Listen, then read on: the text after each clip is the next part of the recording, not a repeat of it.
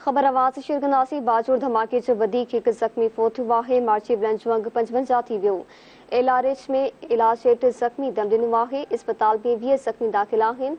अवां खे ख़बर ॾियूं पिया, हिकु ज़ख़्मी आईसीयू में इलाज हेठि आहे। संदसि हालत गणिती चुकी आहे।